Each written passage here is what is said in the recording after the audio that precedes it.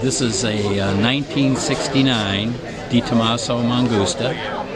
It's a car that I've owned since 1969. It's a Giugiaro designed mid-engine coupe. He was freelancing at the time, and he decided to do a companion car to a Bizzarini sedan that he had done for one of the Bizzarini brothers, and so he proposed this mid-engine coupe, and that was he took that to Ghia. Bizzarini turned it down, but they were so excited about the design that they made a fiberglass model. Shortly after, DeTomaso and his brother-in-laws, two brother-in-laws, bought Ghia, and DeTomaso had from his business a chassis that was no longer needed, that he had worked and developed with Carroll Shelby. So he immediately put the chassis and the car into the Turin show 4 months later and declared to the world that he was going to build a car. And so they proceeded then to develop the car, and about a year later started production. So this car I've had since 1969. Is this unique?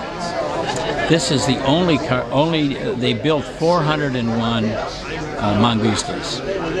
All were built with Ford engines. This is the only one built with a Corvette engine. Bill Mitchell wanted to buy one. He didn't want a Ford engine. DeTomaso said, send me whatever you have, whatever you want, and I'll put it in. And he came back home, talked to Duntoff, and his assistant, Doug Patterson, worked with the Chevy engineers. They built an engine in Chevrolet R&D and sent it to Italy, and it was built into the car. So it's quite unique and notorious on the internet. Well, tell me about the engine. The engine originally was what's called an L79. It was a 327 with 375 horsepower. And when they built the engine, they put some experimental heads on it that they had, and the compression was extremely high. So after 7 or 8 years, I couldn't time it, start it, drive it, because the high octane fuel was going away. And so a few years later, I had the engine redone. We lowered the compression, but changed the crankshaft. So instead of being a 327, it's now a 350. Let's take a look over here. You've got one of the wings open here. So what are we looking at here? Well, this is the layout is such. The engine is... Excuse me, do you have anything to do with this thing? The engine is at the front. Behind it directly is a ZF 5-speed transmission.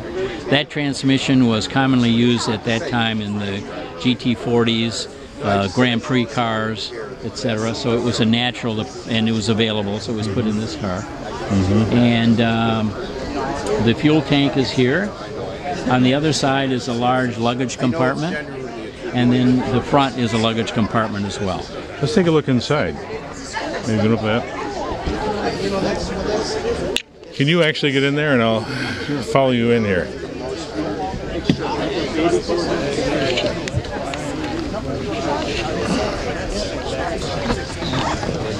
Kind of a careful fit here. Yeah, no, it's comfortable. Oh yeah, it's very comfortable. It's tight. You know, it's because it's a racing chassis, and the car is very small. It's tight. It's very wide, but it's fairly tight longitudinally. Tell me what you see on the dashboard there.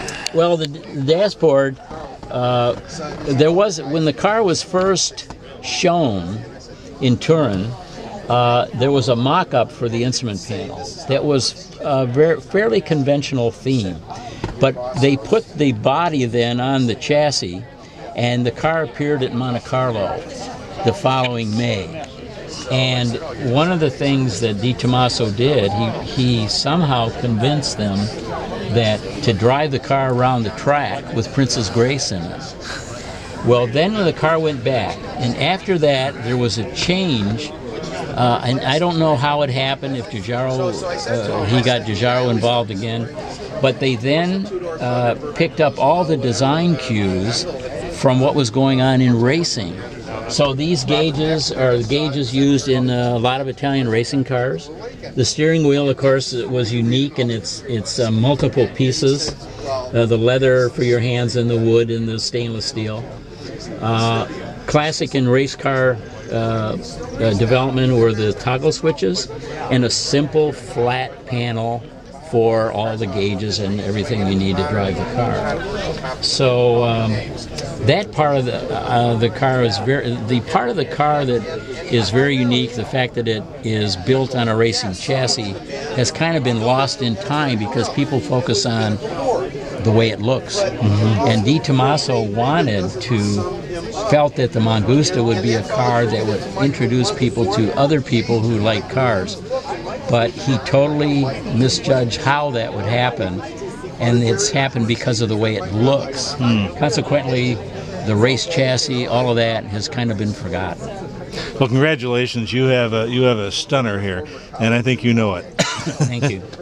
Well, you know, I've had it. I was very fortunate to have the opportunity to buy it when, at that time, the way GM got rid of evaluation cars was to sell them to dealers. But before they sold them to a dealer, they were offered to interested employees, and they had a raffle. There were 3 of us, and 3 of us had put in our name in to buy it, and I was fortunate to be the one that won the chance to buy it. So my wife was a little disturbed about that. So, but anyway, we did buy it, and it turned out to be a good.